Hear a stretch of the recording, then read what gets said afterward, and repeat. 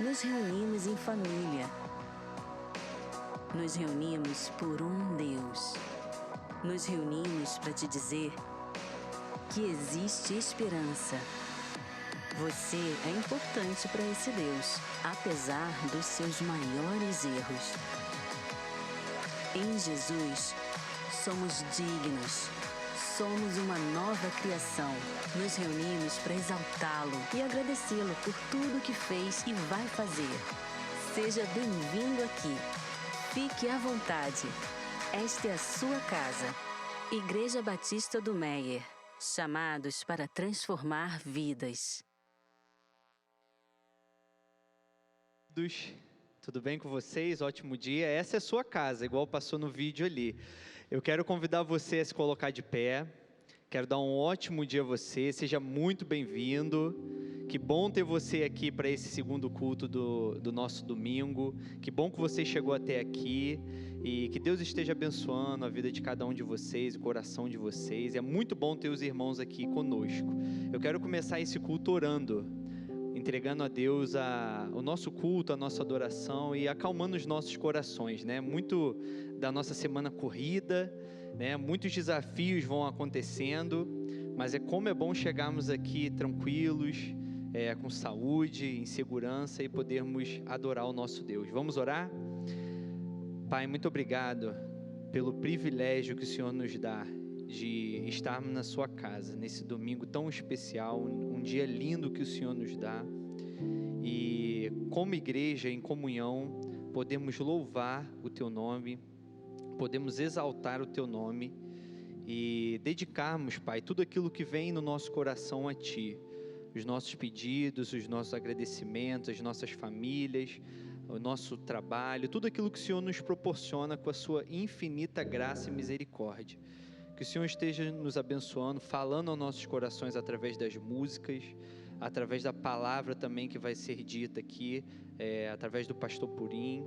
Que o Senhor esteja abençoando, Pai. Tudo isso pedimos e agradecemos no nome santo de Jesus. Amém.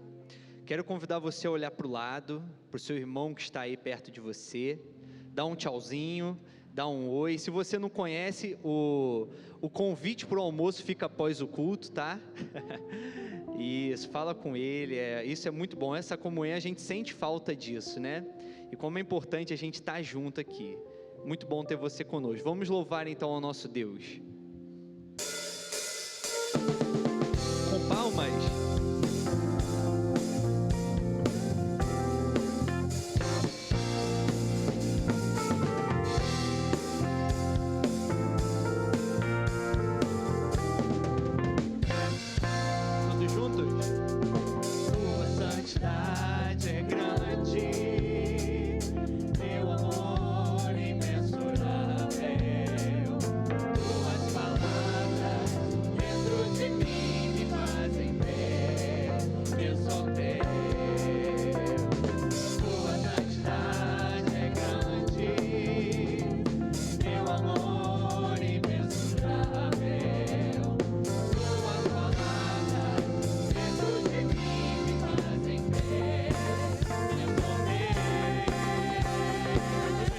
Adorarei.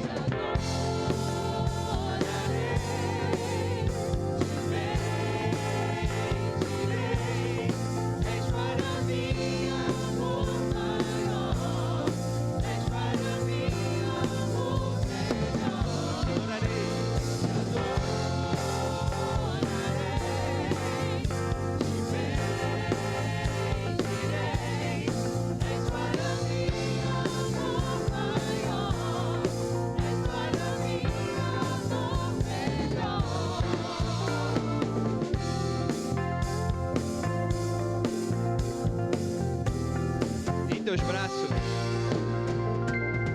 teus braços eu me aconchego, tua doce voz me leva a descansar, tua palavra me faz sentir consolo e paz, pois sou teu.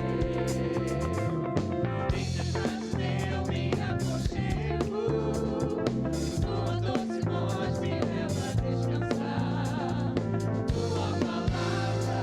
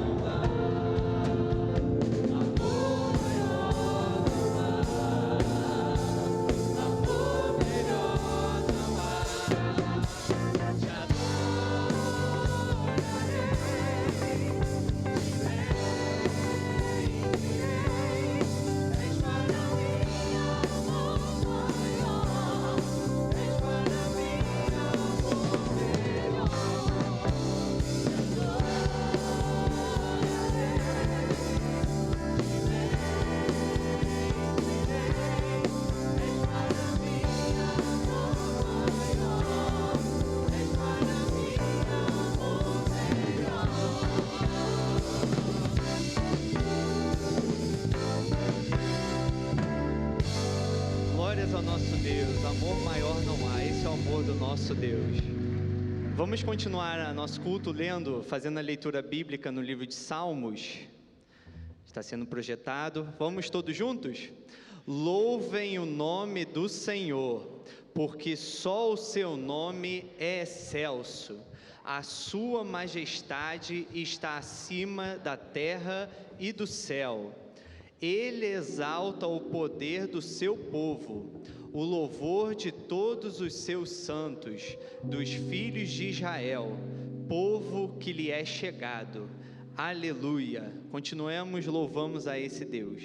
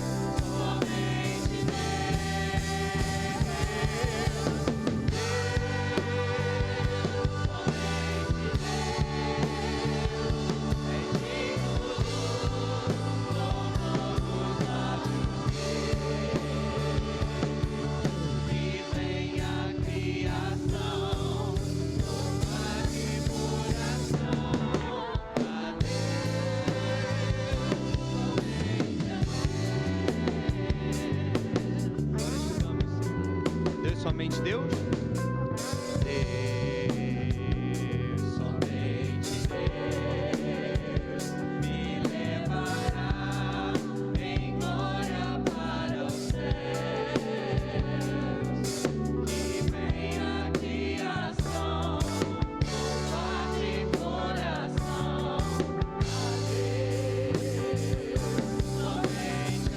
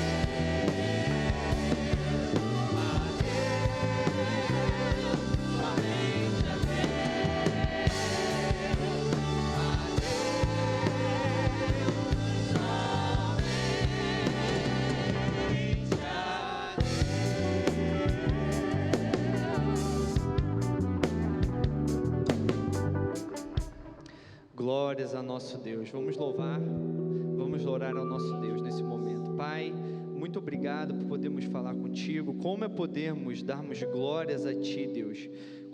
Como é bom podermos louvar de todo o coração, como falamos aqui nessa música agora. É muito bom, Pai, estarmos aqui Te adorando e Te exaltando, vendo os irmãos aqui também com o coração quebrantado diante de Ti, coração puro quebrantado. O Senhor esteja falando aos nossos corações. Glórias Te damos hoje e eternamente. Agradecemos por tudo isso, em nome de Jesus, amém. Bom dia, queridos. Saiu alto, né? Bom dia, máscara, né? Bom dia, queridos. Eu queria que só os membros da igreja se assentassem agora. Você que é nosso visitante, nos dá alegria da sua presença hoje e ainda não faz parte da nossa família, permaneça de pé para receber aí o nosso carinho por meio de um tchauzinho aí de quem está perto de você. Dá uma olhada à sua volta agora, se alguém ficou em pé à sua volta, não é? Dá um sorriso com os olhos, dá um tchauzinho para esta pessoa, porque é muito bom ter vocês com a gente como nosso visitante neste culto. Um dia tão lindo que o Senhor nos dá, ensolarado, como há muito tempo a gente não via. Na verdade, sábado passado foi assim, um dia bonito também, mas a semana toda foi bem nublada, bem chuvosa, e hoje a gente está de volta aqui, esse dia ensolarado, é motivo para agradecer ao Senhor. Pode sentar. Quero chamar os nossos pequeninos aqui para despedi-los para o culto infantil. Não é? Muito bom receber vocês, filhos, nesta manhã em que nós, como igreja, celebramos o amor do Senhor e dedicamos a Deus a nossa gratidão pelo que Ele é, pelo que Ele tem feito. A semana que está começando, não é? Traz aí a expectativa de dias novos, dias bons, e vê-los crescendo é motivo de alegria para todos nós. Deixa eu colocar a máscara para ficar pertinho de vocês. Isso. Que bom ver vocês aqui. As tias já estão esperando, preparadas para ensinar a palavra de Deus para vocês. E a nossa gratidão por ver vocês crescendo. Alguns cresceram muito nesse tempo, né? A gente se depara com meninos e meninas que eram de um tamanho e agora estão de outro tamanho grandão, não é? E a gente se alegra por rever vocês aqui com a gente. Alguns visitantes também conosco, não é? Que bom ter vocês aqui com a gente nessa manhã de domingo ensolarada. Que Deus abençoe vocês. Sentimos a falta e a ausência de alguns. Feriado amanhã, então algumas famílias aproveitaram também para descansar fora da cidade. Mas que bom que vocês estão aqui e que vocês tenham um momento precioso de aprendizado da palavra de Deus, de culto ao Senhor e de louvor a Ele. Vamos fechar os nossos olhinhos e falar com o nosso Pai do céu. Nosso Deus e nosso Pai, muito obrigado pela alegria de termos nossos filhos entre nós. Obrigado porque vê-los crescerem, vê-los aprenderem a Tua palavra, enche o nosso coração de expectativa do que o Senhor já está fazendo nessa geração. Que nossos filhos cresçam aprendendo a amar a Jesus, amar a Tua palavra e amar a igreja, para que cresçam entre nós, preparando-se para servirem o Teu reino, fazendo diferença neste tempo em nossa geração. Cuida deles, da saúde, da proteção, da sustento, em nome de Jesus. Amém. Deus abençoe vocês, tá bom? Vamos lá para o culto infantil. Papai e mamãe ajuda aí a gente a levar os seus filhos até o auditório. E depois a gente se encontra aqui de novo em nosso culto.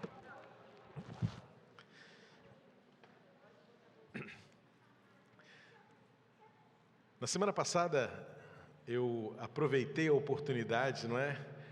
Da comunicação, da ceia, juntos à mesa, que está por acontecer, para desafiar a igreja a um momento importante que a gente tem pela frente, que é a finalização da nossa obra, né? A calçada já está pronta, vocês viram, agora é detalhes de acabamento, aquela coisa chata, que tem que olhar detalhe por detalhe, para refazer, rever, chamar aqui o empreiteiro e dizer, olha, precisa ajustar aqui não ficou bom ainda. Então a gente está nessa fase do detalhe que acaba prolongando um pouco mais. E a gente olha para o estacionamento, né, e se pergunta, puxa, vamos engrenar, vamos emendar o ritmo e vamos terminar esse estacionamento de uma vez. E aí na semana passada, eu com a minha empolgação, com a minha paixão pela igreja, lancei o desafio aqui rapidamente, o pastor Fabrício me ajudou a fazer uma conta, a conta está certa, só que ela está incompleta. Infelizmente, é mais caro do que eu tinha dito. A gente fez uma conta rápida do bloco e da mão de obra, mas além do bloco e da mão de obra, tem outros materiais também, não é? A gente aqui na paixão, do calor, vamos que vamos, e a gente tinha feito uma conta que estava dando aí R$100, né, o metro quadrado, mas não é R$100 o metro quadrado, é R$120, porque para que a obra aconteça, além do bloco propriamente dito e da mão de obra a ser contratada, temos também outros insumos na obra, pequenos, mas que acabam acrescentando, né? Pó de pedra, um pouco de cimento para fazer os arremates, mas também tem uma coisa importante que a gente não vai poder adiar. A gente até tinha uma ideia, mas quando a gente conversou essa semana com os técnicos envolvidos, né? a gente tem uma parte elétrica para ser feita ali no estacionamento também, porque haverá novos postes de iluminação. Não sei quantos lembram se aquela animação que fizemos para mostrar para a igreja o nosso novo muro, haverá balizadores de trânsito ali na calçada, com isso tudo é iluminação. Então, haverá um investimento também importante para preparar antes do calçamento a parte elétrica que precisa ser feita ali para levar energia definitiva aos portões, que são mecanizados, automatizados, a nova guarita e o novo sistema de iluminação para que o estacionamento também funcione adequadamente à noite. Então, com isso, o custo da obra total foi de 100 mil para 120 mil reais. A gente precisa refazer as contas e desafiar você novamente a um novo valor, que não é 100 reais o metro quadrado, mas sim 120 reais o metro quadrado da obra concluída. E outra coisa, aí nós também avaliamos inclusive com a equipe da ceia, juntos à mesa, né, a ceia de Natal para as pessoas em situação de rua, e nós achamos que seria um risco a gente iniciar a obra agora. Porque vocês vejam, né? A gente começou a obra do gradil e do muro em maio desse ano, e a obra ainda não finalizou. E houve um momento porque a chuva atrapalha, a entrega do produto que a gente adquire demora, atrasa um pouco, tem uma série de coisas que acabam afetando o dia a dia, o calendário, obrigado, Marci, do nosso planejamento. Então, a gente avaliou o pequeno período de tempo que temos, se fôssemos começar terça-feira, que é o próximo dia útil, até o dia 23, que é o dia da ceia, a gente poderia colocar em risco a execução da ceia com uma obra inacabada. E pela metade é pior do que ela nem iniciada. Então nós achamos prudente e mais seguro deixar para iniciar a obra primeiro, quando tivermos recursos mais disponíveis para esse início da obra, o que ainda não temos. E também o período, né, para não atrapalhar o planejamento da celebração da ceia juntos à mesa, no dia 23 de dezembro, a gente intenciona iniciar esta etapa da obra no próximo mês de janeiro. Mas a gente precisa dos recursos para isso começar a ser planejado, as contratações, fechar a aquisição de material e tudo. Então, a campanha está acontecendo. Na semana passada, uma pessoa, durante o culto, com o coração aberto e grato, já deu o que seria, na época, 10% da obra, né? Deus tocou no coração dessa pessoa e ela ali na hora mesmo fez uma transferência para a conta da igreja, no valor que, à época, né, na semana passada, corresponderia a 10%. Ainda disse, né, poxa, se mais 9 pessoas tivessem esse desprendimento, esta alegria, esta possibilidade, a gente poderia rapidamente contratar e fazer isso acontecer. Mas não é o caso. Mas a gente sabe que os recursos vêm de Deus. E a gente pensando, como eu disse, às vezes fazer conta atrapalha, mas também ajuda. Por que atrapalha? Porque você vê que, às vezes, fica muito pesado. Mas por que ajuda? Quando a gente considera 120 mil reais o valor desse custo, em um mês a gente levanta muito mais do que isso para o dia a dia da igreja, que é o nosso orçamento mensal. Ou seja, os recursos estão disponíveis. A gente que não disponibiliza, não é? Isso para que a obra aconteça. Então, nós estamos desafiando você a que oferte generosamente, tanto para a ceia, que acontecerá dia 23, a Lívia já vai trazer os novos desafios para a ceia, quanto para a nossa obra de pavimentação do estacionamento, para que a gente acabe de uma vez por todas, com a lama no dia de chuva ou com a poeira no dia de calor, não é? São dois problemas que a gente enfrenta concomitantemente, alternando-se dias de sol, dias de chuva, dias bons e dias ruins. A gente está sempre com alguma dificuldade aqui com o nosso estacionamento por ele não estar pavimentado. Então o desafio está conosco, não é? É a oportunidade de servir, de contribuir para que a gente, em breve, é um sonho, irmãos, de cerca de 15 anos. Quando eu cheguei aqui, há 15 anos quase, em janeiro agora eu completo 15 anos junto com os irmãos, eu olhei aquele muro e falei, esse muro não combina com a missão da igreja. E esse chão não combina com a hospitalidade com que a igreja quer servir a comunidade e toda a igreja, né? Toda a comunidade de fé que se reúne aqui, chamada Família Ibemeia. Então demorou, né? Há 15 anos, mas agora está muito mais perto do que estava. O muro já está pronto, o gradil já está instalado, agora são detalhes de acabamento e quem sabe, em breve, dependendo da sua generosidade, a gente já começa um ano novo com o estacionamento sendo feito, com a pavimentação que todos nós merecemos como família e a comunidade que nos visita também para receber este acolhimento, esta hospitalidade. Então o desafio está aí, né? A oferta, né, mínima por pessoa, né, seria o valor de 1 metro quadrado, ou seja, quanto eu penso em 1 metro quadrado, né? Os nossos carros, por exemplo, ocupam uma média aí de 5 metros quadrados, mais ou menos, né? Então, talvez se você pudesse colocar no seu coração, poxa, eu estaciono meu carro aqui, às vezes eu uso o estacionamento da semana, quantas vezes eu vou dar a minha oferta para eu contribuir para que esse estacionamento nunca mais tenha lama, nunca mais tenha poeira, mas seja algo que reflita o nosso amor, a nossa generosidade. Então, a campanha está lançada, não é? Nós vamos voltar a falar sobre isso outras vezes, é a oferta de amor, pelo aniversário da igreja. Dia 26 de dezembro, a gente celebrará em um culto 103 anos de vida desta igreja. Alguns aqui não fazem parte deste tempo todo, mas a vida toda que tem hoje, cresceram aqui conosco. Hoje no primeiro culto estava a Ruth Brandão, uma idosa recolhida no Betel, né, acolhida lá no Betel, e ela teve a alegria, depois de muito tempo, retornar ao nosso culto. O pastor Fabrício e o irmão Extra estiveram lá, trazendo, junto com a irmã Iraci. Foi muito precioso o culto das 9, com a presença delas, e ela a vida toda, uma senhora idosa, desde a sua infância, membro desta igreja. Como ela, tantos outros, né, que fazem parte desta caminhada de décadas como igreja. É hora da gente celebrar 103 anos, imprimindo novidade, coisas novas estão por vir nesse recomeço, não é? E tem sido tão bom reencontrar você. No culto das 9, tantas pessoas que há muito tempo eu mesmo não via. Alguns a gente vê no dia a dia, alguns retornaram com os cultos presenciais em setembro, mas tem gente que está agora voltando pela primeira vez. A gente quer receber você bem. Portões novos, chão novo, um lugar arejado para que vocês tenham um tempo precioso de culto ao Senhor e que você sirva ao Senhor com alegria. E por falar em serviço, então, Lívia, venha nos dar as notícias dessa semana da ceia, juntos à mesa, para celebrarmos o amor de Jesus no final do ano com as pessoas em situação de rua, demonstrando nosso amor e o nosso carinho por essa geração. Bom dia. Bom, como o pastor falou, nós vamos cumprir mais uma etapa, né? Não será possível a pavimentação no dia 23, mas nós já vamos nos preparar para o ano que vem, né? Então, vamos continuar aí trabalhando no ano que vem, termos esse espaço também já pavimentado. E eu quero te convidar a se lembrar agora das suas memórias de Natal. Que memória que você tem do dia de Natal? Se são memórias em família, se é aquela rabanada, se é o cheirinho do frango, o que traz à sua memória os cultos que nós temos aqui, as celebrações de Natal, quando nós temos as cantatas. Eu duvido muito que alguém aqui que não faça parte da igreja há pelo menos aí 3 ou 4 anos, não se lembre de uma cantata que nós tivemos aqui. Janelas do Natal, momentos que fazem parte do nosso Natal, das nossas memórias.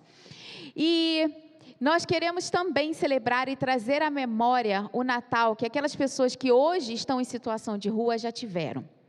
Cerca de 80% das pessoas que estão em situação de rua hoje já fizeram parte de uma igreja evangélica. Então eles têm lá na memória deles as celebrações de Natal, as celebrações do nascimento de Cristo, a proclamação desse nascimento por amor a cada um de nós. E nós queremos trazer essa memória para eles também.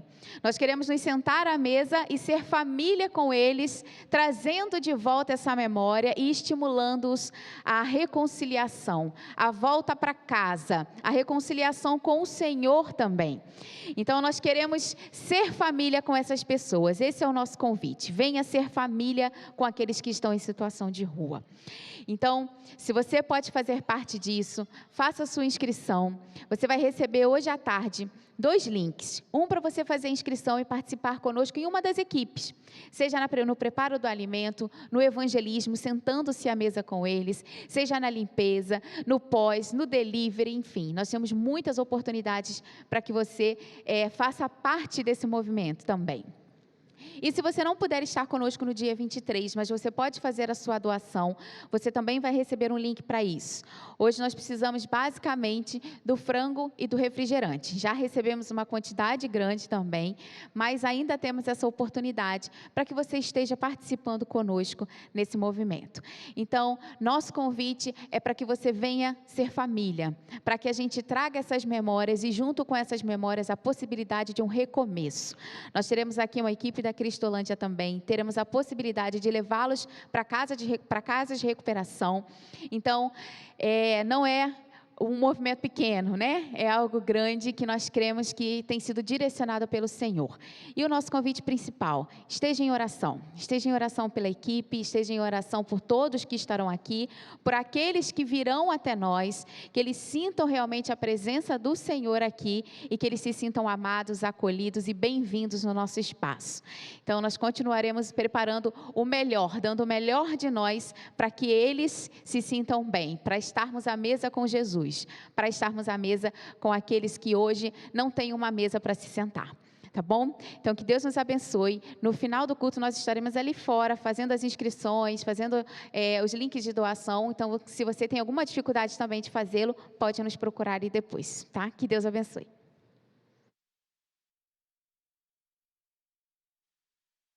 Nosso coração já está se organizando, planejando e pulsando por esta noite especial mais uma vez. 2019 foi uma bênção inesquecível, 2020 a pandemia nos fez mudar o formato e este ano nós vamos reformular tudo e fazer aqui na nossa casa essa recepção para as pessoas. E alguns perguntam, pastor, eu posso participar mesmo não sendo membro da igreja? Bom, a gente tem várias atividades que vão acontecer em várias equipes. Tem desde o pessoal da limpeza, que é tão importante, quanto aqueles que vão lá na linha de frente lidar diretamente com as pessoas em situação de rua. Então, para cada equipe, evidentemente, existe um perfil pré-definido de quem pode ajudar, de quem pode participar. Nós daremos preferência para os membros da igreja e para pessoas membros de outras igrejas que tragam referências pastorais. A gente, por lidar com uma situação específica, a gente precisa ter algum tipo de... A palavra é um pouco forte, mas é a única que eu entendo. Um pouco de controle em relação a quem vai estar participando das equipes, para não termos dificuldades como, infelizmente, tivemos na primeira edição, em que pessoas chegaram, colocaram a camiseta e não estavam capacitadas para agir e trabalhar com situações tão específicas quanto é o trabalho com pessoas em situação de rua.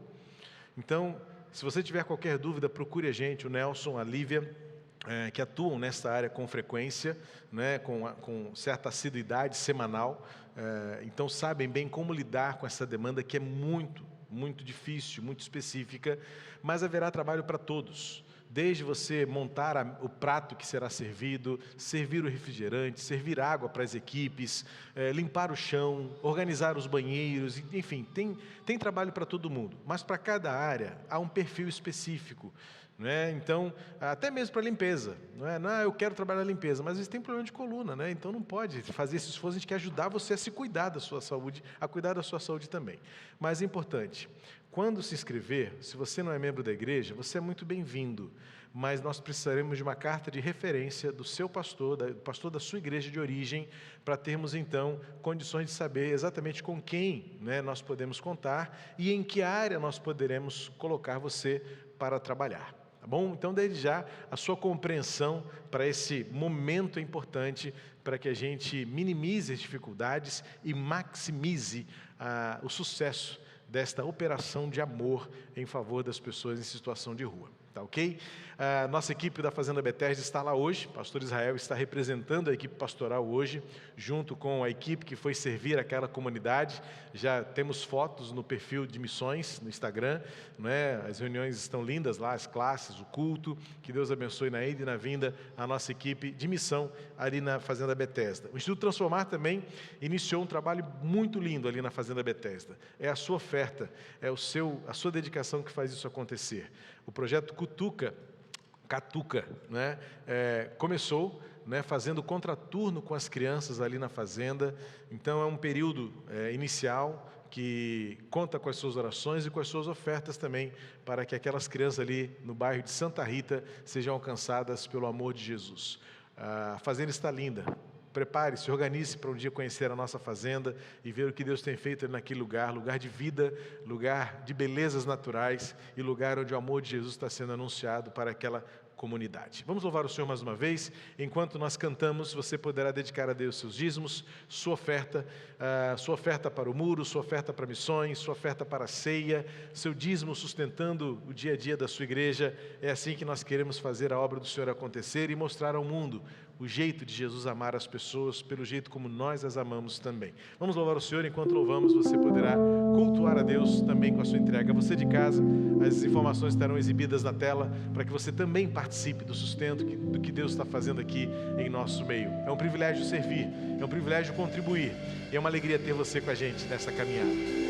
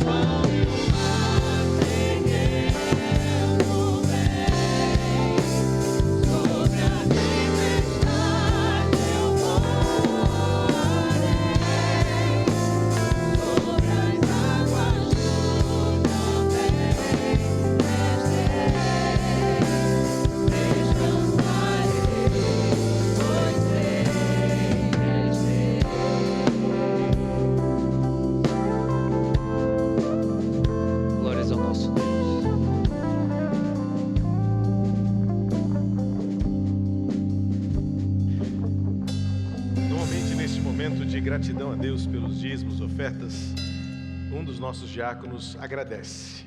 Seria, no caso, a irmã Margarida. Pode vir. De qualquer maneira, a irmã vem, porque eu vou descer.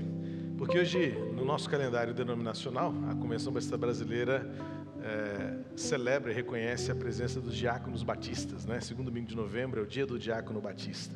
Então hoje eu aqui quero orar, como fiz no primeiro culto, quero convidar para juntar-se aqui com a irmã Margarida, os demais diáconos também, irmã Isabel, Beth, o irmão Exley foi lá dentro, não é? Cláudio, Diva, quem mais? Nelsinho, quem mais? Tem mais algum diácono? André de novo, né? Já fizemos no primeiro culto, mas isso aí. Não sei se há mais algum diácono batista, quer dizer, eu sei que há, mas já vou chamar. Irmão Jorge, pode vir aqui, irmão Jorge, é membro em nossa igreja, ainda não está no ministério diaconal, mas é diácono batista, veio, a irmã Helena está chegando ali também. Então pode vir, a Débora também, diaconisa batista, lá na Pibidinópolis? Terceira de Anchieta. Então, a Bíblia nos ensina que todos nós somos diáconos, porque a diaconia é o privilégio de servir ao Senhor com os nossos dons e ministérios. Mas dentro da estrutura da Igreja Batista há um ministério específico com aqueles designados diáconos dentro do ministério da igreja. À luz do que nos ensina Atos 6 e preceitua, ainda que a palavra diácono não apareça ali, mas a ideia foi formar dentro da comunidade de fé um grupo de homens e mulheres tementes a Deus, fiéis, cheios do Espírito Santo, é o que diz lá Atos 6, para auxiliarem os apóstolos no ministério da palavra e dedicarem-se à oração. Então a ideia é tornar o fardo mais leve, tornar a carga mais carregável, não é? E então nossa igreja conta hoje com 38 diáconos que compõem o ministério diaconal, além de outros diáconos tidos como eméritos, que entram para esse quadro depois de chegarem aos 70 ou 75 anos. 70 se quiserem, 75 anos compulsoriamente, tornando-se diáconos eméritos em nossa igreja. Dentro da estrutura, o apoio do ministério diaconal é dar suporte ao ministério pastoral no cuidado com as ovelhas, para que a gente possa dedicar-se com mais propriedade, com mais afinco ao estudo da palavra e à oração para alimentar o rebanho. E os diáconos, então, têm o papel de auxiliar o pastor no cuidado com as ovelhas, não permitindo que haja necessidades entre o povo. Então, que Deus abençoe vocês, renovando o ânimo, a alegria e esse propósito de serem bênção na minha vida, na vida dos pastores, pastor Pedro, pastor Fabrício. Queria que vocês dois viessem representando o ministério pastoral aqui, colocassem cada um de cada extremidade, né? E assim nós oramos, registrando este dia, que não sei se o Ecle já desceu, já voltou? Não, né? Está lá em cima ainda. Então nós vamos orar agradecendo ao Senhor, como fizemos no culto das 9 horas, com os diáconos que estavam presentes, em menor número, mas presentes também. Nós louvamos a Deus por esta oportunidade. Senhor, somos-te gratos por esses irmãos e irmãs amados, preciosos em meu coração, esses que aqui estão representando os demais diáconos que compõem o ministério diaconal de nossa igreja.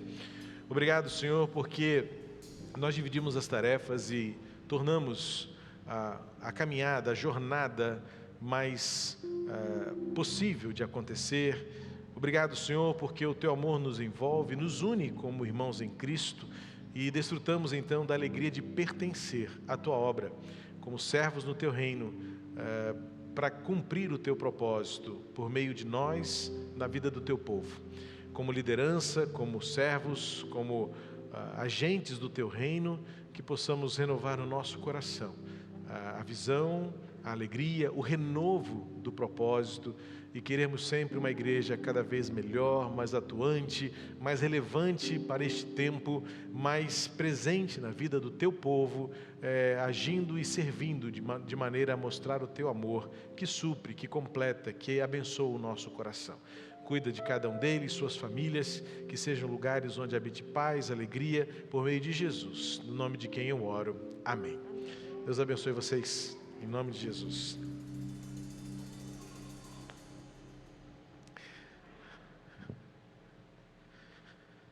Nosso coração também, em meio a essas experiências de gratidão e até mesmo de alegria, também pesa sobre nós já a saudade.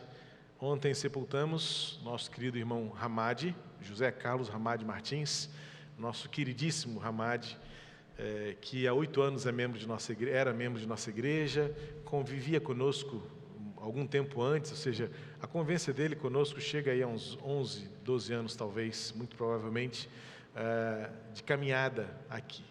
Hamad deixou entre nós marcas muito profundas de alegria, de generosidade, de bondade e de entrosamento. Foi alguém que chegou e marcou o nosso coração, porque atraiu para junto de si crianças, idosos.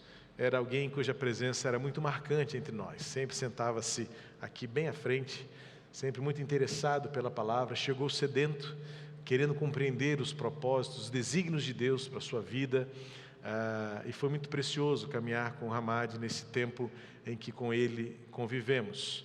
Aprova o Senhor tomá-lo para si, na madrugada de sexta-feira, de quinta para sexta-feira, depois de um curto período de enfermidade, mas aguda, que tomou a sua vida. Hamad teve Covid há algum tempo, mas ficaram algumas sequelas que possibilitaram uma outra enfermidade que levou a sua vida nessa semana. Ontem estivemos lá, eu, pastor Fabrício, alguns diáconos estiveram também representando a igreja num bom número de presentes para despedirmos-nos e abraçarmos a irmã Kátia, a viúva do Hamad. E solicitamos e pedimos aos irmãos que orem e que Deus conforte o coração da irmã Kátia por esta perda. Hamad tinha 64 anos, como os irmãos viram na mensagem que enviei para a membresia, e fica aqui o registro da nossa gratidão a Deus pela sua vida e também a nossa saudade, que agora guarda apenas nas memórias aquilo que o Hamad será sempre entre nós, nossos filhos, nossas crianças que amavam tanto o Hamad nos seus momentos de brincadeiras, de truques de mágica, com que ele se aproximava das pessoas e demonstrava a alegria de ser igreja com a gente. Ao longo da pandemia tive a oportunidade de estar mais próximo dele várias vezes aqui no estacionamento. O estacionamento proporciona isso para a gente aqui no dia a dia, não é? Mesmo na pandemia, a gente se encontra com vários de vocês na rotina semanal. E o Hamad foi um desses que, mesmo na pandemia, mesmo com os cultos não acontecendo presencialmente, tivemos algumas boas oportunidades de estarmos juntos aqui. E no último encontro que tivemos, um almoço marcado na agenda, porque precisávamos nos ver, ele queria muito estar com a gente. Eu, Jeane, Kátia e Hamad almoçamos no domingo após o culto, e ele deu um testemunho muito, muito bonito que eu queria compartilhar com vocês neste momento. Eu disse ontem lá no sepultamento, ele disse para nós à mesa do almoço: na pandemia eu aprendi a orar. Eu disse: como assim, Hamad? Já há 8 anos com a gente, como você aprendeu a orar na pandemia? Ele disse: é porque eu aprendi que orar em público é, de certa maneira, fácil. Eu sei que alguns entendem que não, porque são tímidos, mas como ele não era tímido, ele entendia de outra maneira. Hamad não tinha timidez, para ele era uma pessoa das artes, do espetáculo, então ele não tinha problema de falar em público. Mas ele falava assim: para mim orar em público era até fácil, porque a gente escolhe palavras, a gente pensa no que vai falar, a gente não quer cometer erros na oração. Mas na pandemia eu aprendi a orar de verdade, porque eu aprendi a falar com Deus no silêncio do meu coração, e eu não podia usar palavras corretas, eu apenas tinha que dizer para Deus exatamente o que eu estava sentindo. E eu aprendi de verdade que orar é muito mais do que falar palavras bonitas. Então fica esse testemunho do Hamad, mesmo depois da sua morte, que nos ensina que a gente tem sempre alguma coisa para aprender de precioso na nossa caminhada com Deus. Quero convidar você, por favor, a abrir a sua Bíblia na carta aos Efésios, capítulo 5. Vamos dar mais uma caminhada neste texto precioso. Na sexta-feira eu estive com uma pessoa que nos acompanha pela internet, não é membro de nossa igreja, mas é muito querida no nosso coração e família, foi uma ovelha querida lá na freguesia, a irmã Elisângela, e ela me surpreendeu, porque estivemos no encontro, e ela me surpreendeu com a seguinte pergunta, não foi nem boa noite, tipo assim: quando é que acaba Efésios? Aí eu falei: não sei. Primeiro eu fiquei surpreso porque ela, não sendo membro da igreja, acho que acompanha mais do que alguns membros, não é? E ela está tão interessada que ela quer saber quando vai acabar, não é? Mas eu disse para ela: nem eu sei ainda, porque está tão devagar, está tão gostoso caminhar quase versículo por versículo. Eu sou tão apaixonado, tanto pela pregação, e mais ainda pela própria palavra de Deus, que eu não tenho pressa. Se você tem, desculpa, nós vamos caminhar ainda um pouco mais devagar, sem pressa de vencer a carta aos Efésios, mas está chegando no final, a gente agora já está se aproximando do último capítulo da carta, mas a história da igreja não vai terminar, porque a gente ainda vai entrar em outros textos bíblicos que vão nos ajudar a entender bem o contexto que aquela igreja viveu e como ela foi, ao final, advertida severamente pelo seu dono, Jesus Cristo, quando lá no livro de Apocalipse se dirige a esta mesma igreja e diz: cuidado, você se afastou demais do começo, você foi longe demais e está em risco de eu tirar de você o candelabro, o que seria o símbolo da própria presença de Deus no meio da igreja. Assustador isso, ameaçador para todos nós. Então, propusemos nesta caminhada, nesta jornada bíblica, refletir sobre essa história de uma igreja que tem o seu começo, o seu apogeu, o seu clímax no Novo Testamento, mas chega ao seu declínio ameaçador E aí Jesus diz para a igreja em Apocalipse: volta ao início de tudo antes que você perca a minha presença. Então, antes que seja tarde demais, tenho proposto a você refletir comigo o que é ser igreja neste tempo, uma igreja de verdade, segundo os princípios bíblicos. E eu fico muito à vontade porque falar sobre tudo que temos falado, o confronto com que eu tenho sido confrontado, o ajuste que eu preciso fazer na minha conduta, na minha atitude, não é fruto das minhas percepções, de ideologias próprias, de convicções deste tempo. É o texto bíblico que nos ensina. Então, por mais confrontador que seja, a Bíblia tem nos lido, a Bíblia tem nos desnudado, a Bíblia tem nos interpretado, a Bíblia tem nos denunciado. Então é importante que a gente tenha o coração sensível para nos confrontarmos com aquilo que a Bíblia nos ensina a ser igreja, num tempo onde, se a própria igreja não sabe mais o que é ser igreja, imagina o que o mundo pensa de nós. Você sabe o que o mundo pensa de nós. Você sabe no seu trabalho, na sua faculdade, talvez até na sua família, você sabe o que o mundo tem pensado de nós. Algo que se distanciou muito das páginas do Novo Testamento, das práticas daquela primeira igreja, que vivia a expectativa ardente da volta de Jesus, da igreja que tinha um ardor profundo pela eternidade com Cristo, e tinha pavor de pensar na realidade de um inferno, da condenação, da morte permanente. E os apóstolos suaram muito suas roupas, choraram muito, lágrimas profundas, sentiram em seus próprios corpos açoites, doloridos, por amarem aquela igreja. E olhando para trás, no que nos tornamos? No que nos transformamos em quase 2000 anos, em quase 2 milênios de existência, no que nos transformamos? Parece que mais atual do que nunca repetir as palavras de Jesus àquela igreja em Éfeso: volta ao lugar onde você caiu e começa de novo, refaz tudo antes que seja tarde demais. Algumas vezes a sensação que eu tenho é que já está tarde demais, mas se Cristo ainda não voltou é porque ainda há chance da gente recobrar o ânimo, de reformular a nossa postura e de admitir que fomos longe demais e voltarmos também hoje ao primeiro amor do que a Bíblia nos ensina a ser igreja de Jesus. Então, vamos ao texto bíblico, vamos caminhar mais um pouco na carta aos Efésios, capítulo 5. Na semana passada, nós concluímos a primeira parte deste capítulo, quando fomos até o versículo 20. E agora vamos iniciar a partir do versículo 21, quando o apóstolo Paulo vai entrar num aspecto ainda mais prático da vida cristã. Como é que o Espírito Santo transborda de você para uma vida prática, como filho da luz, como filhos da luz, num tempo de trevas?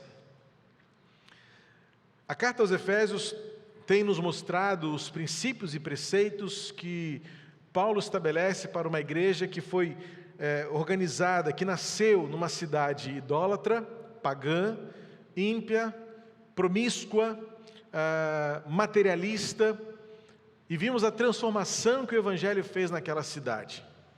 Foi em Éfeso que livros de magia foram queimados nas esquinas, porque as pessoas deixaram suas práticas de feitiçaria, de idolatria, para seguirem a Jesus. Foi em Éfeso que artesãos perderam suas fontes de renda, em que o comércio do culto idólatra e pagão foi enfraquecido porque os cristãos apareceram naquela cidade, e foi lá que eles transtornaram o mundo com uma mudança de vida radical por meio de Jesus.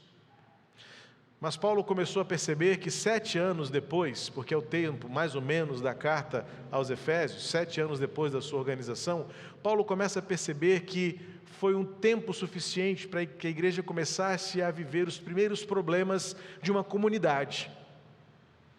Pensamentos diferentes, opiniões distintas, preferências divergentes, realidades separadoras, heranças conflituosas.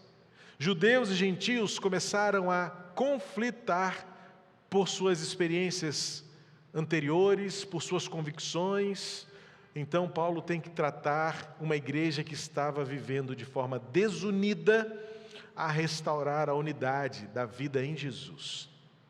É nesta carta, como lemos há algumas semanas, em que no capítulo 4 Paulo vai trazer aquela célebre afirmação que trazemos muitas vezes na memória, mas poucas vezes na prática.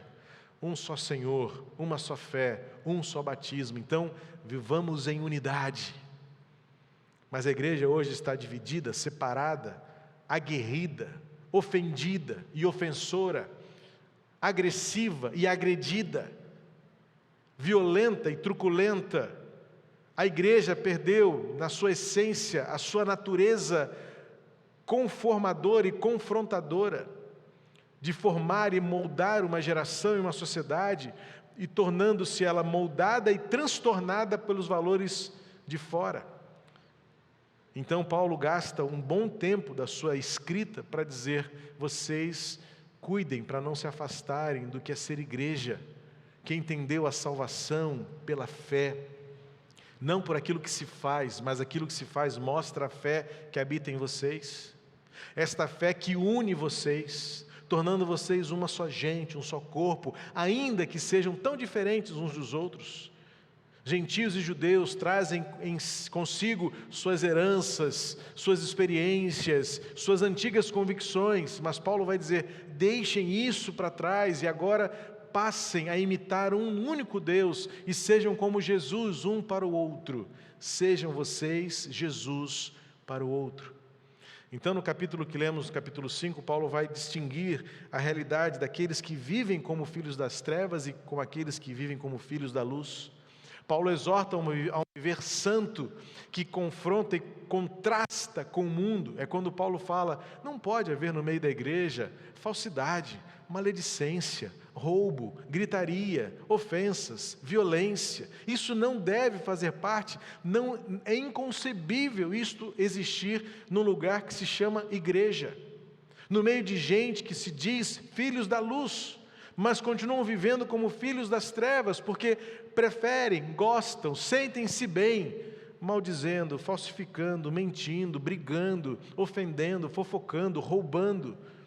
É o que Paulo diz. Por isso eu disse logo no começo da minha fala: é confortável para mim, e ao mesmo tempo desconfortável também, porque me confronta e me desnuda. Mas me conforta saber que não sou eu, não é minha opinião, não é minha ideologia. É a Bíblia que nos ensina a sermos confrontados com essas questões que vão muito além de uma declaração de fé, que permeiam a nossa prática, a nossa atitude. E terminamos então na semana passada com o texto de 15 a 20 do capítulo 5, em que Paulo vai dizer: olha, atentem para o jeito como vocês vivem. E Paulo faz a conexão tão próxima dos nossos dias. Paulo diz lá no versículo 16: os dias são maus. E se alguém vai dizer que a Bíblia foi escrita para um tempo tão distante, essa é uma conexão inviolável. Porque o que a gente mais ouve é que os dias são maus, não é isso? Então, se já naquele tempo Paulo dizia que os dias eram maus, imagina o que ele diria se ele lesse os jornais de hoje, se ele abrisse a internet hoje, se ele participasse das nossas redes sociais, o que ele diria da maldade dos nossos dias. Então, meus irmãos, a Bíblia continua sendo um livro para hoje. A sua mensagem é para o dia de hoje. E Paulo então vai dizer, como dissemos na semana passada: deixem-se encher pelo Espírito Santo. O conceito que Paulo traz não é apenas do copo que enche-se suficientemente, mas é o copo que enche-se transbordantemente. É aquele balde que você esqueceu na torneira, e quando você volta, a área está toda inundada. É isso que Paulo está dizendo: deixem-se inundar, transbordar do Espírito Santo, que isso vai acumular na vida de vocês bênçãos, gratidão, transformação, a glória de Deus. É como Paulo termina esse trecho do versículo, até o versículo 20. E agora Paulo vai então dizer que o Espírito Santo transborda de você nas suas relações. Paulo vai agora acabar esse trecho que nós chamamos de capítulo 5, mostrando como o cristão tem nos seus relacionamentos, nas suas relações da sociedade, um padrão elevado, diferente. para mostrar que de fato somos filhos da luz. Não é como o mundo vive, não é como o mundo quer, não é como o mundo faz. É como a Bíblia nos ensina e como o Espírito Santo nos dirige. E por meio de nós transborda um novo jeito de viver para o nosso tempo. Vale lembrar que capítulos e versículos muitas vezes nos atrapalham a perder essas conexões. E Paulo não perdeu a sua linha de pensamento, ele acabou de dizer: deixem-se encher pelo Espírito Santo, porque isso muda a forma como vocês vivem.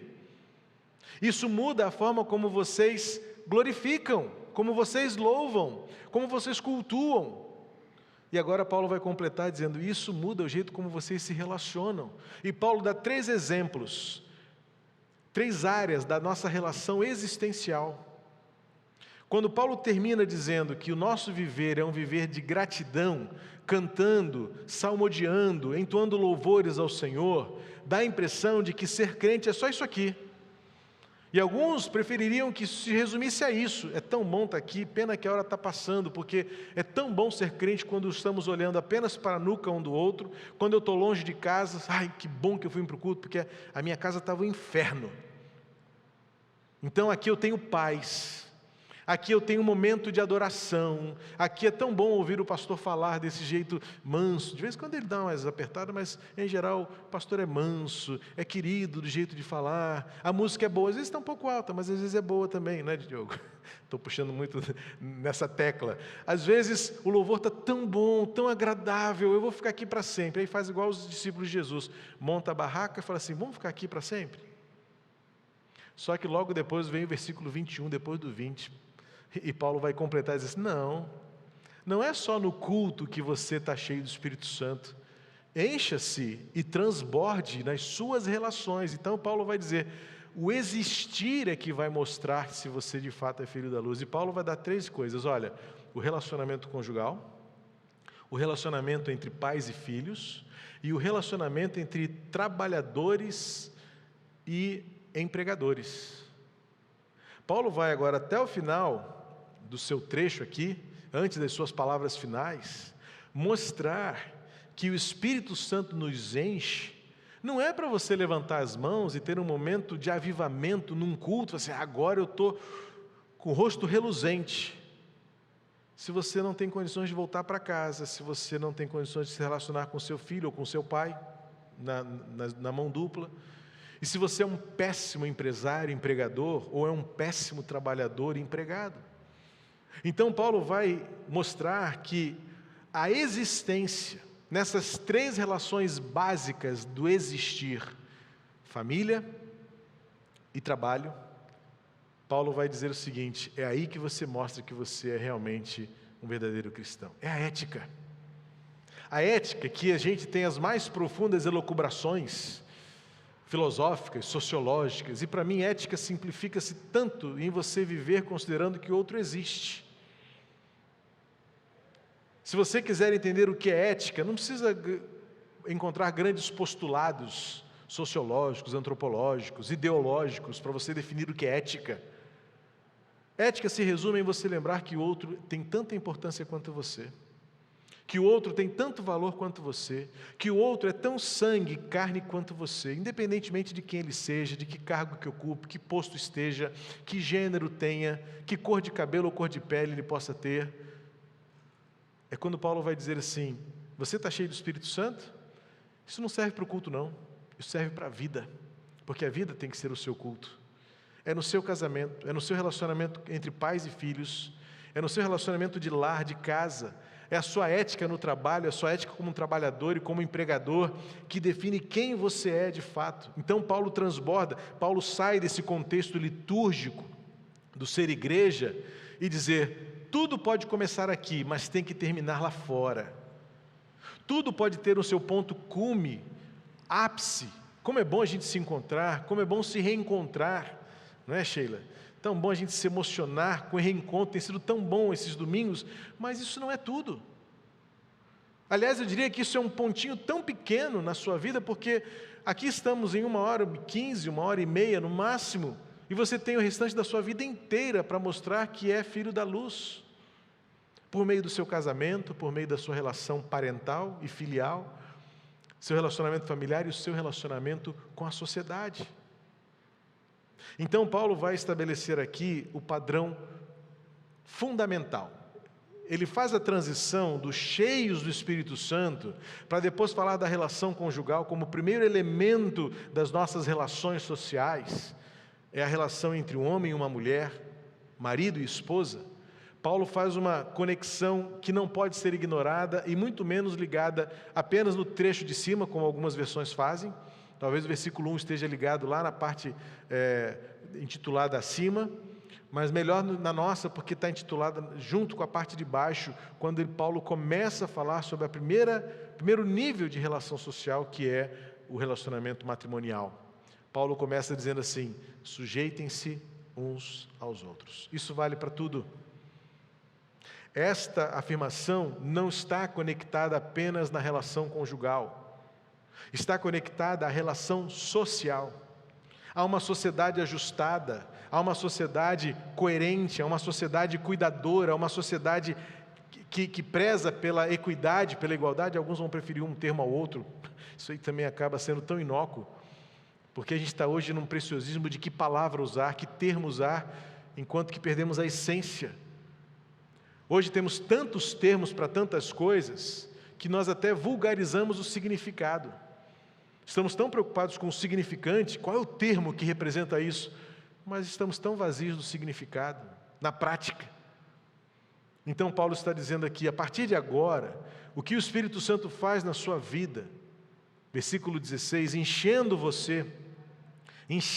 versículo 18, enchendo você do Espírito Santo, transbordando você para uma vida melhor, começa então em casa, começa nas suas relações. E Paulo tem um padrão, como Cristo amou. Aqui é a chave hermenêutica importante para você compreender esta verdade, que é imutável. 1º de julho de 1995, templo da Igreja Batista Curuçá. Jeane e eu casávamos numa noite inesquecível. Tinha gente demais naquele casamento. Não demais no sentido do excesso, mas é porque a gente não imaginava com tanto. Tinham 5 igrejas envolvidas, mais os nossos relacionamentos extra-eclesiásticos. A igreja que eu nasci e cresci, a igreja que eu pastoreava já na época, a igreja que Jeane cresceu na sua adolescência, a igreja que ela era membro na época. E mais uma igreja, vamos dizer assim, uma igreja avulsa, porque eram os nossos amigos de outras igrejas. Papai sendo pastor, mamãe sendo da denominação, tínhamos muitas pessoas, meus professores de seminários, meus colegas de seminário. E além dessas 5 igrejas, tínhamos ainda os amigos. E dentre eles os colegas de faculdade da Jeane. Para o nosso casamento, escolhemos o papai como celebrante, por ser pastor, e meu pai, dar essa honra a ele e a nós. E numa conversa ainda noivos, eu lembro que foi você que teve a ideia, não é? Aí o papai dirigiu a cerimônia, e aí um dia a gente disse assim, mas eu quero que o seu avô pregue. Ela já me corrigia achando que eu tinha errado. O papai foi o celebrante, o vovô foi o pregador, não é? E aí o vovô, com seus 86 anos, se não me engano, acho que era a idade dele, o vovô foi o pregador da noite. Aquele velhinho, pequenininho, como meu avô era, franzino, mas com uma voz forte, pregou nesse texto. Nós saímos de lua de mel, período escolar, férias para ela ainda na faculdade, eu aproveitei e tirei férias da igreja. Quando voltamos à atividade, a gente voltou para a faculdade. Uma das suas colegas recebeu-a na sala de aula assim, que casamento lindo, mas aquele velhinho, com aquela história de você se submeter ao Júnior, o negócio dele ser seu cabeça, isso não foi legal não, Jeane. O mundo opera assim. Ela estava apenas fazendo o seu papel social, de ser aquilo que o mundo prega, que confronta aquilo que a Bíblia ensina. E a Bíblia ensina de forma tão clara e tão profunda. E até hoje esse texto é tão confundido, tão mal entendido, que precisamos resgatá-lo volta e meia para ensinar que este é um dos princípios mais elementares da vida abençoada e glorificada por Deus. Eu gosto de ler esse texto e sempre faço uma interferência nele, dizendo o seguinte, se eu pudesse e o tempo permitisse, eu sugeriria a Paulo, de forma muito ousada, a que Paulo nos ajudasse nos dias de hoje a fazer uma pequena mudança na sua escrita, para você entender bem a beleza e a profundidade desse texto. Se Paulo apenas invertesse, talvez ajudasse um pouco as pessoas a entenderem como esse texto é rico, precioso e prático para a nossa vida em família, como uma forma de ajustar nossos relacionamentos e glorificarmos a Deus e transbordarmos o Espírito Santo nos nossos dias.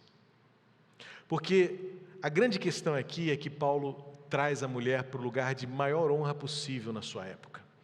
Só de Paulo começar falando vocês esposas, já foi um absurdo para o seu tempo cultural.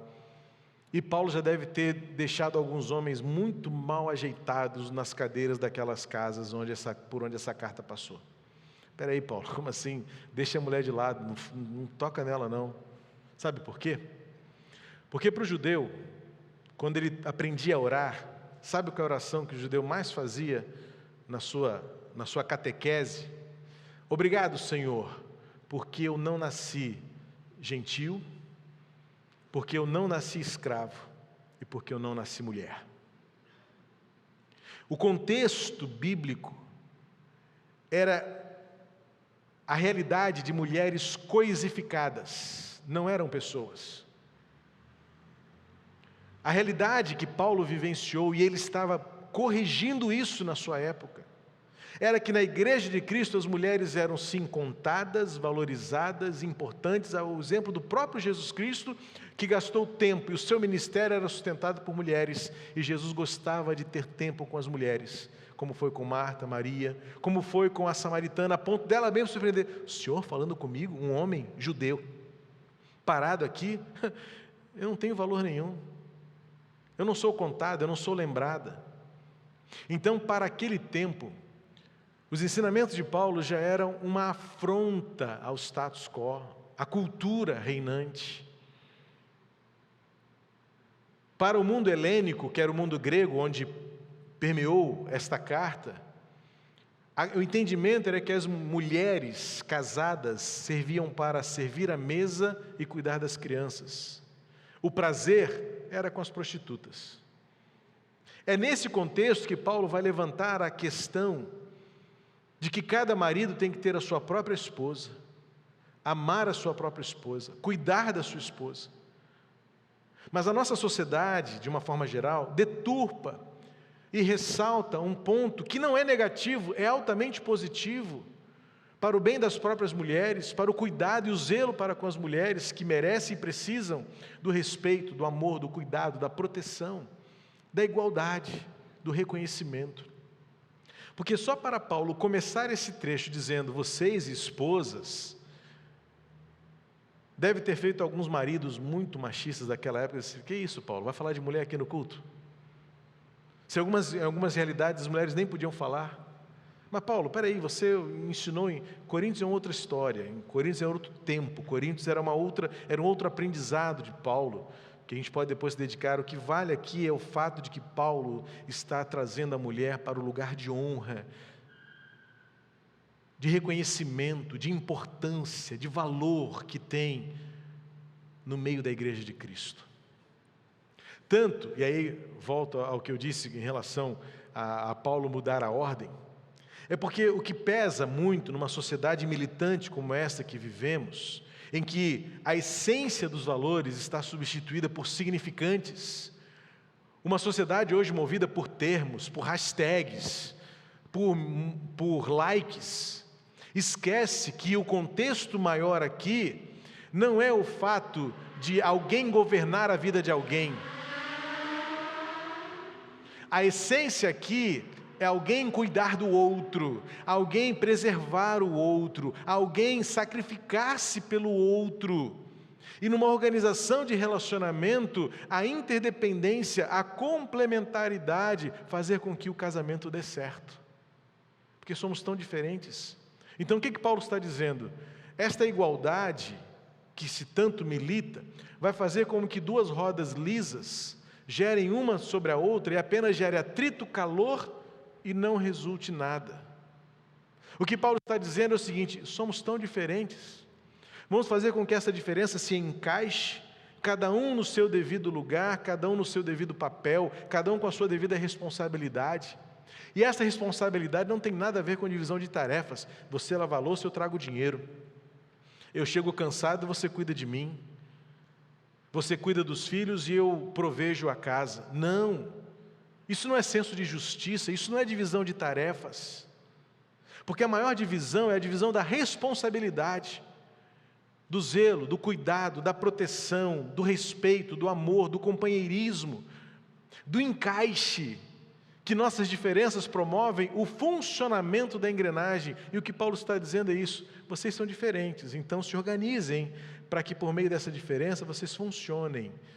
E aí Paulo surpreende, porque vai dizer o seguinte: primeiro, Paulo surpreende porque o que Paulo estava tratando era a desordem da infidelidade, da impureza sexual, da imoralidade, onde mulheres continuavam sendo coisas, onde em casa serviam apenas para serem parideiras ou trabalhadoras, e na rua eram as do prazer, enquanto isso eram anônimas, esquecidas, violadas e violentadas. E Paulo está dizendo: nada disso, a igreja é diferente. Maridos amam esposas, esposas sentem-se amadas, esposas seguem um sistema perfeito de liderança e liderados, mas porque sabem que são protegidas e amadas, supridas, honradas. E aí quando eu digo: Paulo, troca a ordem, porque vai ficar melhor para a gente entender que a responsabilidade maior foi colocada sobre os maridos, que naquela época eram muito, como muitos são hoje, abusivos e abusados, violentos e truculentos, irresponsáveis e desrespeitosos. E Paulo primeiro coloca como um padrão: o padrão bíblico é fidelidade, é monogamia, é lealdade, porque Paulo vai dizer assim: esposas, que cada uma de vocês se sujeita ao seu próprio marido. Então o que acontece aqui? A gente se pega no sujeito, né? Quando eu olho o texto, sabe o que me pega? É a monogamia, é a fidelidade. Cada esposa tem o seu próprio marido, cada marido tem a sua própria esposa. Ah, mas esse negócio de sujeição, pastor, a sujeição está lá em cima. Todo mundo se sujeita a todo mundo, todo mundo honra todo mundo, só que cada um tem o seu devido lugar, o seu devido papel, a sua devida função num sistema que funciona. É por isso que depois Paulo vai avançar para pais e filhos, empregados e empregadores, trabalhadores e empresários. E dentro de um sistema de lar também há uma organização, e Paulo está tentando colocar uma organização, mas não é para alguém governar a vida de alguém, para numa tirania déspota dominar, sufocar, maltratar, abusar, de forma nenhuma.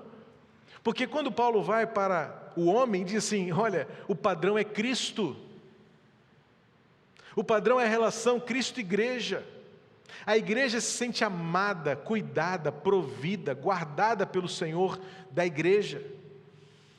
Então por isso submete-se à liderança, ao propósito, ao desígnio daquele que é dono da igreja, Jesus Cristo.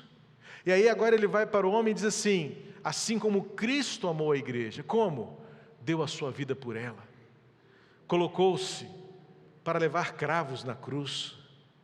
Em outras palavras, é aquele que se põe diante da flecha, do arco, da lança, e nos nossos dias, se preciso for, da bala, da ofensa, e diz assim: por amor a você, eu sofrerei tudo que for preciso sofrer, para que você seja a mulher mais feliz do mundo.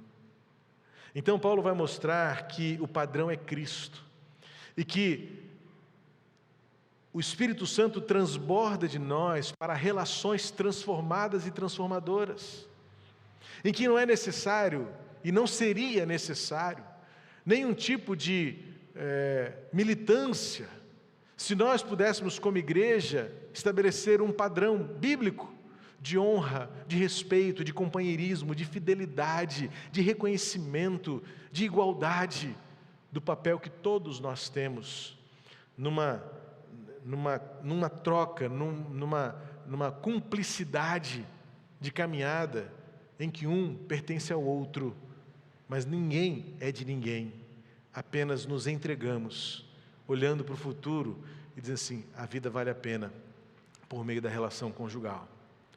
O padrão que estabelece aqui é o amor de Cristo, e nele não há confusão, e nele não há disputa, não é competição para ver quem ganha mais, quem manda mais, quem pode mais e quem sabe mais. Ao contrário, uma vez que o padrão é o amor de Jesus, Paulo está confrontando aquela igreja com uma realidade muito semelhante à nossa, Onde mulheres não tinham seus nomes, onde mulheres não tinham seu lugar, onde mulheres não tinham seu papel, onde mulheres eram açoitadas, violentadas, abusadas. E já naquele tempo, Paulo está colocando a coisa em ordem.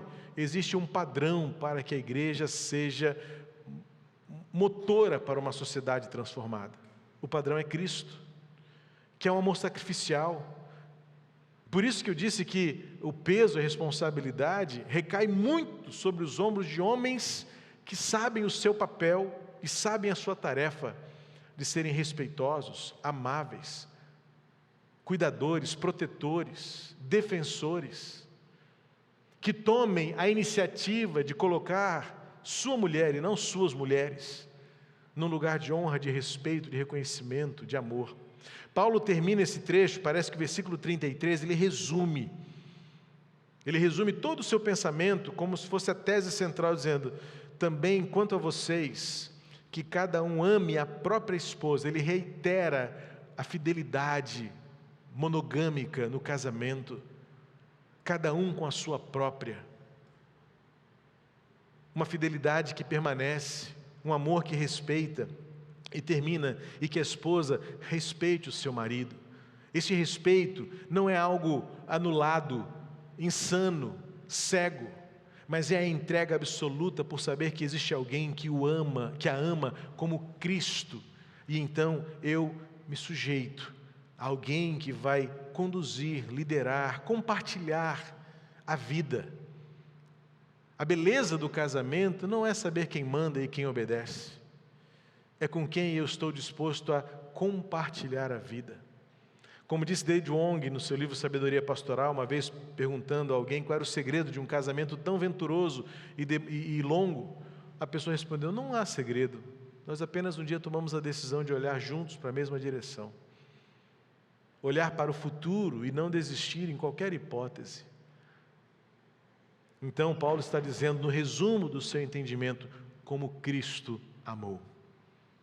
Como a igreja se sujeita a este amor que não muda, que é fiel, o amor sacrificial. É um amor purificador. Qualquer relação que arraste a pessoa para baixo, que coloque culpa, peso, é um falso amor.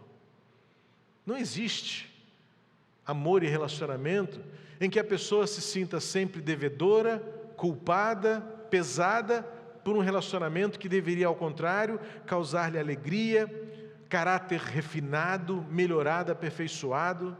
O amor verdadeiro, como o amor que Cristo fez pela igreja, purificando, versículo 26, santificou e purificou a igreja, tornou-nos melhores. Portanto, o melhor crente é aquele que é o melhor marido, o melhor crente é aquele que é o melhor pai, aquela que é a melhor mãe. O melhor crente é aquele que é o melhor trabalhador, o melhor empregador. É isso que Paulo está dizendo. O Espírito Santo enche você, não é para você ter um culto efusivo, com cores, luzes e sons. O Espírito Santo enche a gente para sair daquelas portas e sermos melhores cônjuges, melhores pais e melhores filhos, melhores homens e mulheres, para construirmos uma sociedade diferente, para melhor. É o padrão de Jesus, como Cristo amou. Jesus tem que ser o nosso referencial de atitude, de amor. É por isso que nós redefinimos para o nosso futuro, amar as pessoas do jeito de Jesus, amar o nosso cônjuge como Jesus amou, amar nossos filhos como Jesus amou, e Ele é o maior interessado em amar nossos filhos. Servir à sociedade, servir ao empregado, servir ao patrão com o nosso melhor. Fazer com que a Bíblia defina este nosso jeito de ser, de tal maneira que a gente ouça o que Paulo disse aos Efésios, como Cristo amou. Como Cristo amou a igreja, amemos a esposa, amemos o marido, amemos nossos filhos, amemos nossos empregados, amemos os nossos semelhantes. Isto é o conceito da sujeição. É um amor solícito, voluntário, é um amor que se entrega, não é um amor que faz por interesse, não é um amor que sucumbe à competitividade, não é amor que negocia, eu dou para receber em dobro, eu dou na condição de ter, não. É aquilo que Cristo fez por nós, é um amor voluntário, que se dá. Não ama pela sua própria conveniência, o quanto eu ganho para isso. Não, é o amor que apenas vê como alvo aquela que precisa se tornar melhor. É um amor que é indissolúvel, como o amor da igreja, de Jesus pela igreja. Em João capítulo 15, Jesus diz, João capítulo 13, versículo 1, João registra as palavras de Jesus, que nos amou até o fim. Tendo-os amado, amou-os até o fim. Esse é o padrão do amor que Paulo está dizendo, como fruto do Espírito Santo que enche a gente. Então, queremos o Espírito Santo para sinais e prodígios? Queremos o Espírito Santo para manifestações pentecostais? Queremos o Espírito Santo para viver num caráter transformado, que nos torne maridos exemplares, mulheres abençoadas, filhos plenos e felizes, homens e mulheres numa sociedade que olha para nós e assim, agora sim eu estou vendo Jesus no seu jeito de ver. Portanto, e finalmente, são, portanto, relações que refletem exatamente o que é viver no Senhor. Viver no Senhor, na sua atmosfera de ação, de bênção, de transformação, que nos faz com que, a partir de quem nós somos, transbordando em nosso lar, alcançando nossos filhos e inundando a sociedade, homens e mulheres que aprenderam e querem viver cada dia mais como Jesus, como Cristo amou. É assim que nós, maridos, devemos amar cada um a sua própria esposa. Como Cristo, vocês, esposas, amarem seus maridos, cada um o seu próprio marido, fazendo com que os nossos lares sejam, a partir da nossa relação conjugal, um lugar que dê testemunho da vida no Senhor Jesus. É assim que Cristo quer de nós, e é isso que a Bíblia nos ensina, e que Deus nos abençoe, portanto, para isso. Pai querido, complete esta palavra no nosso coração, na medida da Tua perfeição e da orientação do Teu Espírito Santo, que nos enche, a ponto de transbordar de nós, torna-nos melhores, fortes, firmes, mas amáveis, comprometidos, sacrificiais, como Jesus nos amou. E por Ele queremos viver, nele queremos andar. Que o Senhor nos abençoe, a cada um de nós, para que, como Cristo nos amou, amemos também, e nossas relações sejam transformadas, aperfeiçoadas, de modo que a sociedade possa olhar para nós e ver Jesus estampado no nosso jeito de ser. E é no nome dele que eu oro, junto com o teu povo aqui reunido, meus irmãos e irmãs, em nome de Jesus. Amém. Vamos ficar de pé e vamos louvar o Senhor.